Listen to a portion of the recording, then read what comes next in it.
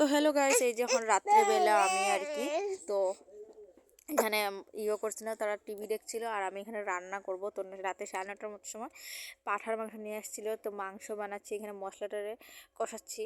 তো পাঁঠার মাংস আমি বানাচ্ছি। এই যেখানে আদা রসুন পেঁয়াজ এগুলো দিয়ে দিলাম, আর এখানে তারপরে আলু দিয়ে দিলাম।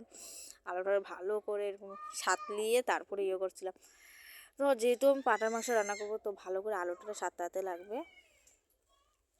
তো এরকমভাবে আমি রান্না করছিলাম। তারপরে ভাবলাম যে না, ওই যে কষানো হয়ে গিয়েছে, আস্তে আস্তে করে মানে কষাচ্ছিলাম, লাড়াচাড়ার ভিতরে আসছিলাম।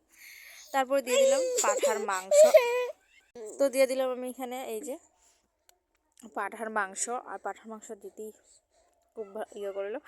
আসলে যখন আমরা খেয়েছি তখন এত ঝাল লেগেছে বুঝে বললাম, কিন্তু তরকারিটা ভীষণ স্বাদ হয়েছিল। তো রাত্রে আমরা শুকনো শুকনো, যেহেতু পরের দিন সোমবার, তো আমি এই যে এটা যেহেতু রোববার তো রান্না করব, তো ঝটপট করে একটু শুকনো শুকনো করে রান্নাটা করে নিলাম।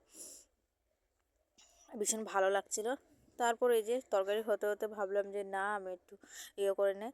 আর এই যে এখানে একটু ভিডিও আমি করছিলাম, তখন এই যে ভিডিও করার সময় তা হাসি লাগছিল। তো এখানে আমি ভিডিও করছিলাম নিয়ে, ডেস্কিটা নিয়ে। তো যাই হোক, এটা তোমার সাথে শেয়ার করলাম। তারপরে এই যে তরকারিটা দেখলাম হয়ে গিয়েছে। তারপরে খাওয়া দাওয়ার পাল্লা, যেহেতু রাতে খাওয়া, তো তাড়াতাড়ি খাওয়া দাওয়া করতে লাগবে, যেহেতু বাবাকে খাবার দিয়ে দিতে লাগবে বাবুকে। তো এখানে বাবুকে বসিয়ে দিলাম আর ও বসবে। তো ভিডিওটা কেমন লাগলো? ভালো